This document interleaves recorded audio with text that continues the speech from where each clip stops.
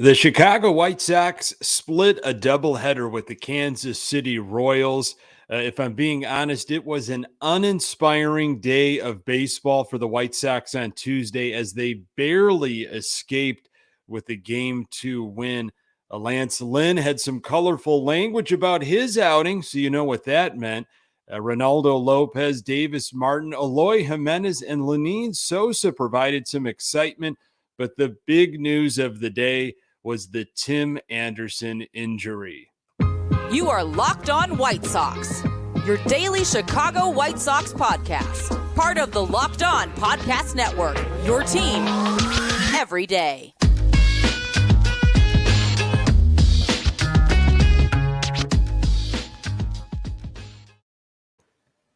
Hey, Sox fans, welcome to Locked On White Sox. Thank you for making Locked On White Sox your first listen each and every day. We're free and available on all platforms. Follow us on Twitter and Instagram at Locked On Sox. Also, subscribe to our YouTube channel.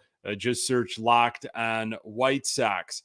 Today's episode is brought to you by Blue Nile. Make your moment sparkle with jewelry from BlueNile.com. And going on now is the Blue Nile anniversary sale. Save up to 40% on classic fine jewelry pieces and 25% on engagement ring settings. Shop stress-free and find your forever piece. Go to BlueNile.com today. Hey, I'm your host, Nick Morawski, a lifelong die-hard Chicago White Sox fan, recording this podcast just blocks from the ballpark in beautiful Bridgeport. You can find me on Twitter at Nick_GGTB.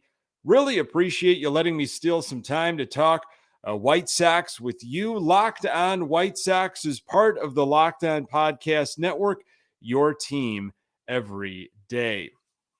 The White Sox made it interesting, but managed to split the doubleheader. Sox offense continues to disappoint with runners in scoring position.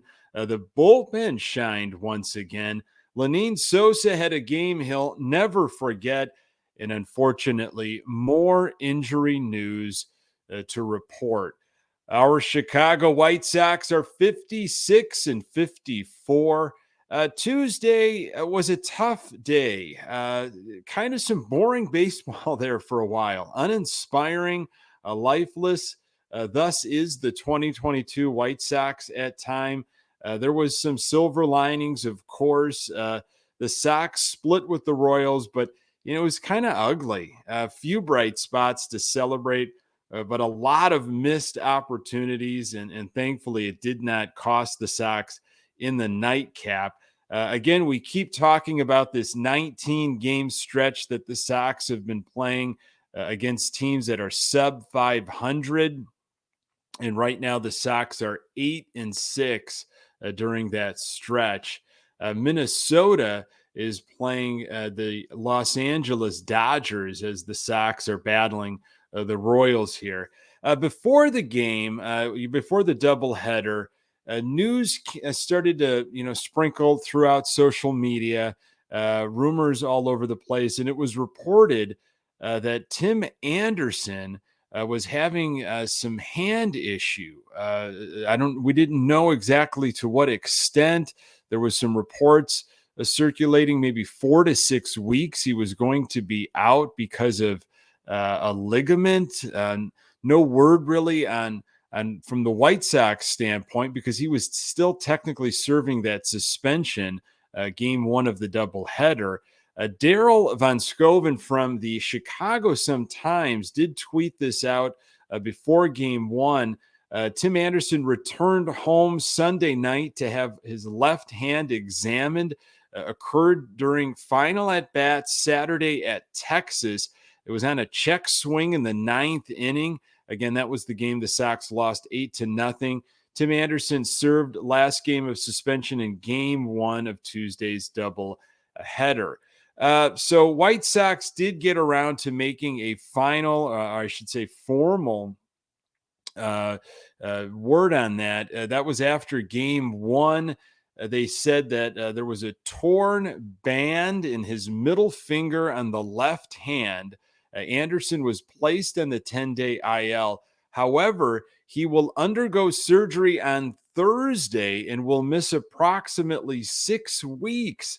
That puts the return date around September 20th. So with that news right there, I just personally, I don't think we're going to see Tim Anderson back with the White Sox this season. Maybe it's a quick fix. He heals, and the Sox, they get into the postseason, and then you might see him. But we're talking about, does he rehab? Can he rehab? I know AAA, I know the minor leagues, their season ends in late September. So I don't even know if he would an opportunity to rehab anywhere.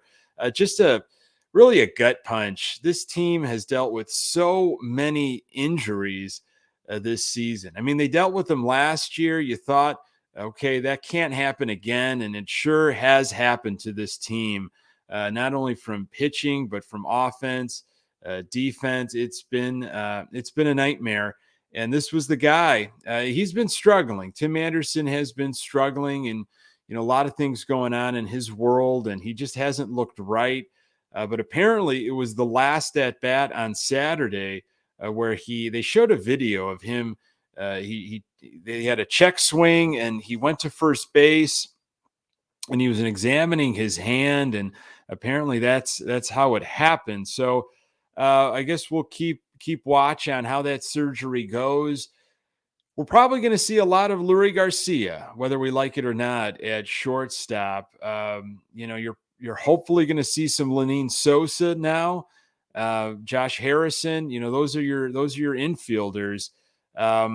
Coming into Tuesday, Leury Garcia was slashing 231, 250, 256 in 12 games at shortstop during this 2022 season. In total, entering Tuesday's doubleheader, Garcia had played in 77 games this season, slashing 216, 240, 282.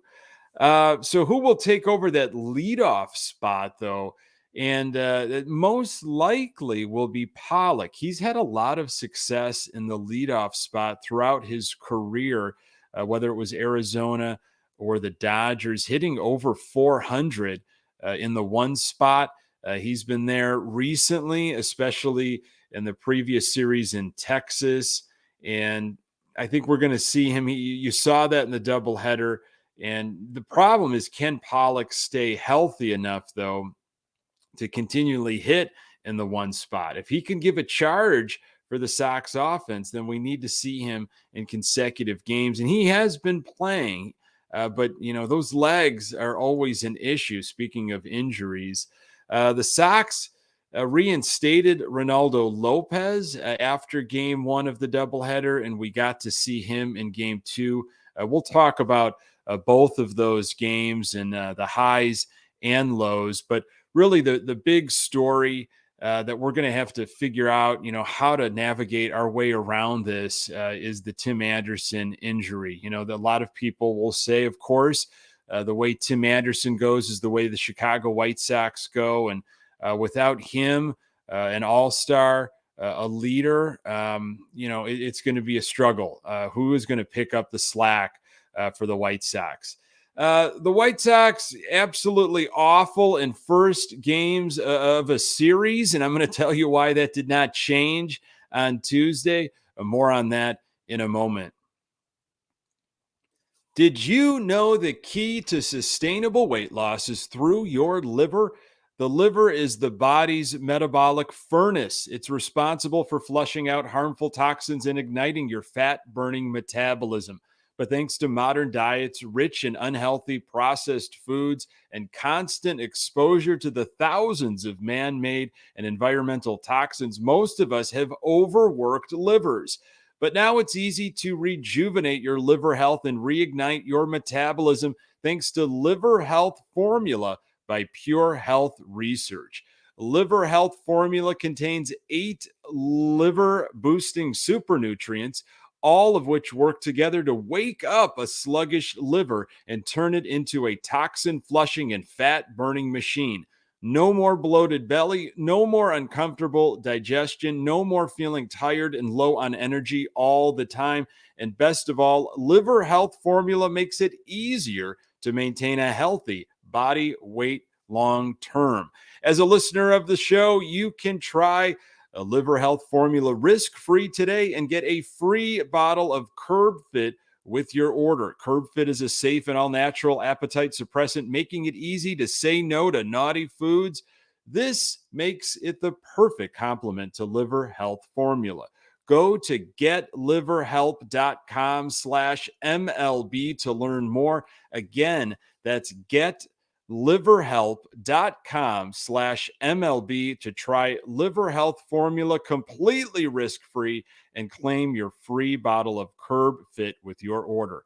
Go to liverhelp.com/MLB now to get started.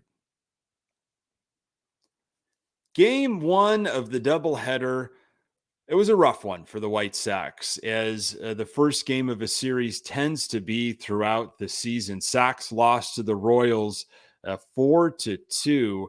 Not much going on for the offense at all. Brady Singer was on the mound for the Kansas City Royals to start things off.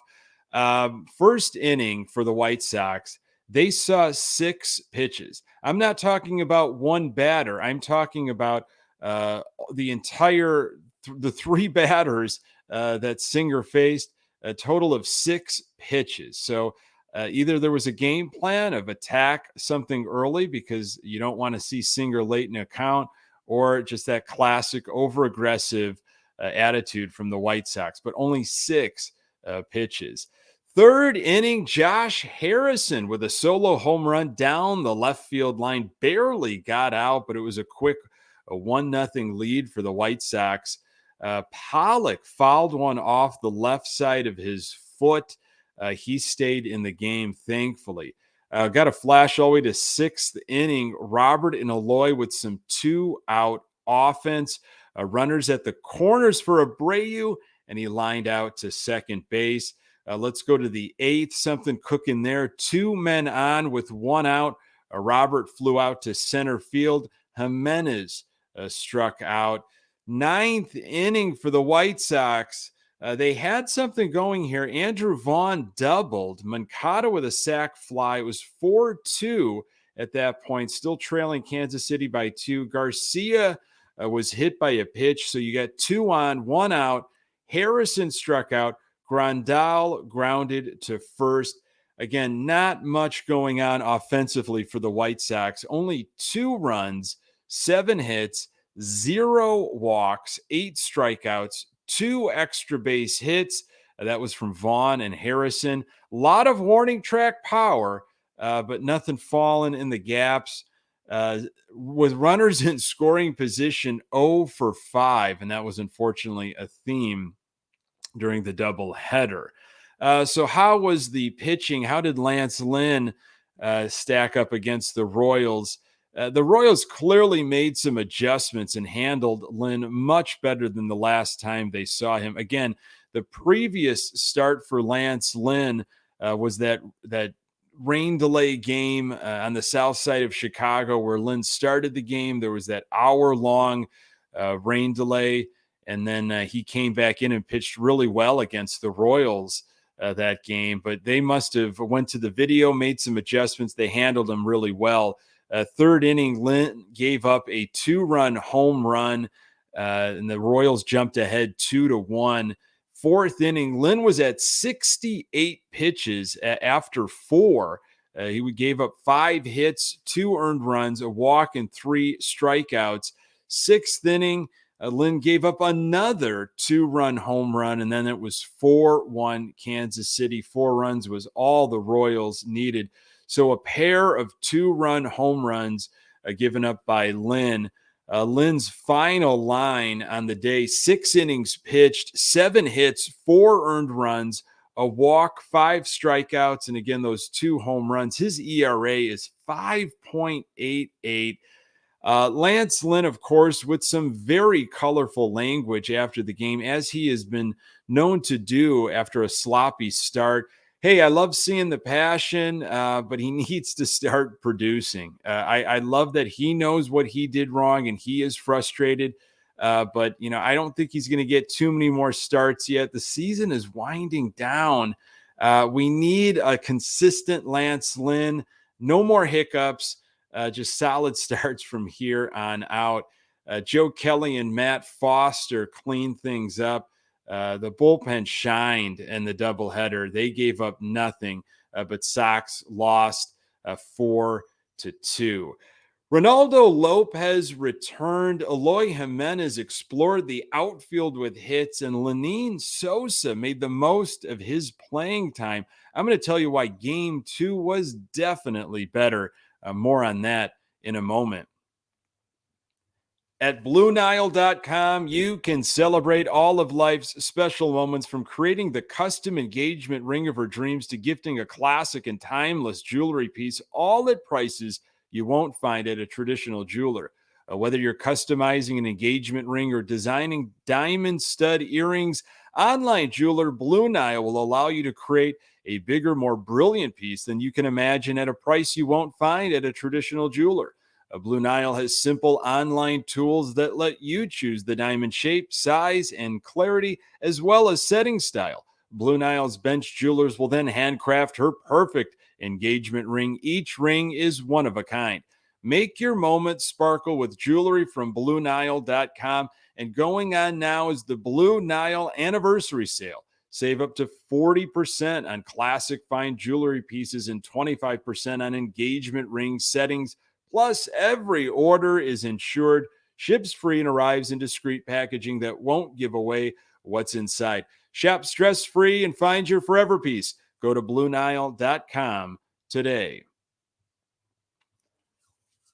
Okay, Game 2 of the doubleheader, the nightcap. Hey, it was still pretty ugly, but the Sox were able to hold on. They beat the Royals 3-2.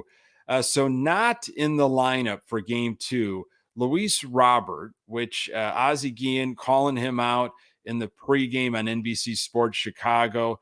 The fact that he cannot play at his age, center field for 2 straight games, it is pretty goofy. I know he's just coming back after dealing with that, head cold, dizziness, health situation. But if he's right, I mean, he needs to be playing every game. An off day here and there, I get it, but that was much talked about.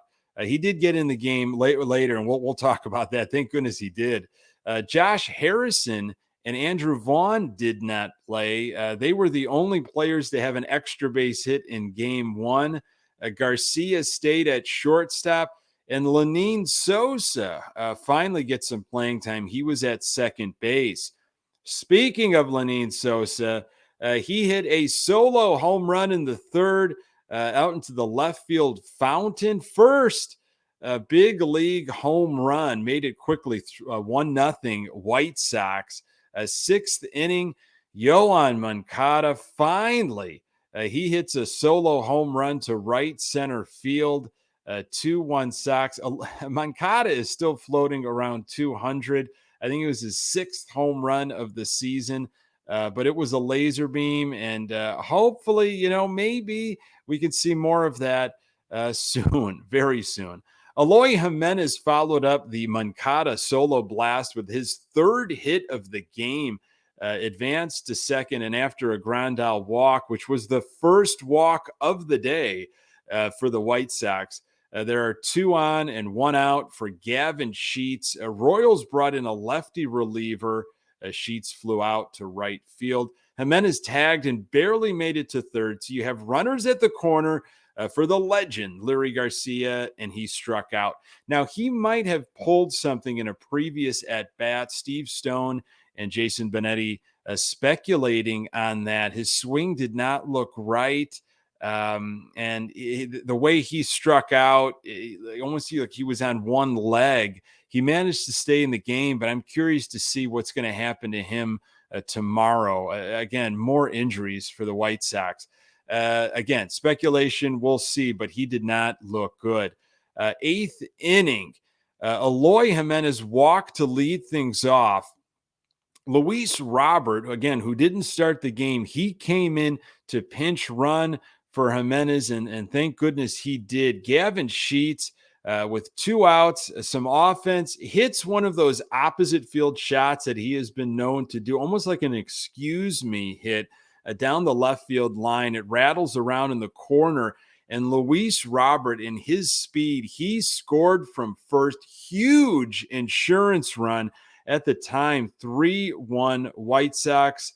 Again, thank goodness Luis Robert was so well rested from not starting in game 2. He was able to pinch run, and boy, he turned the Jets on for sure. I don't think Eloy Jimenez scores on that cue shot by Sheets down the left field line. Sox offensive line for game 2, 3 runs, 8 hits, 3 walks, 9 strikeouts, 3 extra base hits. Runners in scoring position, 0 for 5, making the Sox 0 for 10 with runners in scoring position on the day. Not good, if you were wondering. Eloy Jimenez, though, 3 for 3 in game 2. Last 15 games, slashing 429, 450, 679. Pitching and defense for the Sox, Davis Martin got the start in game 2. He retired the first 8 batters he saw, then some trouble in the third. A base hit, then a walk. Facing Bobby Witt Jr., he can be dangerous. Martin hitting 97 miles per hour to strike him out and get out of that inning. After 3 innings, only 1 hit, 0 runs, a walk, 2 strikeouts. He was at 42 pitches. 4th inning, Pasquantino hits a solo home run to tie things up. It was his 2nd home run of the day. Martin only had 70 pitches as the 6th inning started. He gave up a 2-out single to Salvi Perez, and that was it for Martin. Jake Diekmann came in to face Pasquantino, again, who was trouble for the Sox on Tuesday. Diekmann hitting 98 miles per hour. It was a full count, and he walked him on 6 fastballs. He did not throw a slider to the lefty Pasquantino. Odd there, but all's well that ends well as Diekmann struck out Dozier to end the inning. Martin's final line, he pitched well, 5 2/3 of an inning, 3 hits, 1 earned run, a walk, 3 strikeouts, 83 pitches for Martin. 7th inning, the return of Reynaldo Lopez, throwing 100 miles per hour, strikes out Prado to start off the inning, hitting 98 and 99 consistently, which is a great sign coming back from that back injury. Gets the first 2 out, then gave up a single. Lopez was ahead in the count all inning long, attacking very well, and got a strikeout with a 99 mile per hour fastball to end the inning. Kendall Graveman with a clean inning in the 8th, and then Hendricks in the 9th. Made it interesting, gave up a run, but got the save. Good on Hendricks. He sometimes is like a Pepto-Bismol, Alka-Seltzer pitcher. It's sometimes not easy, but the Sox needed that when they split the doubleheader. Sox are back at it tonight and are going to send Johnny Cueto to the mound against the Royals. Folks, thank you so much for making this podcast part of your daily routine. You can find the Locked On White Sox podcast absolutely everywhere you find your podcast. We're on Twitter and Instagram at Locked On Sox. You can find me on Twitter at Nick_GGTB.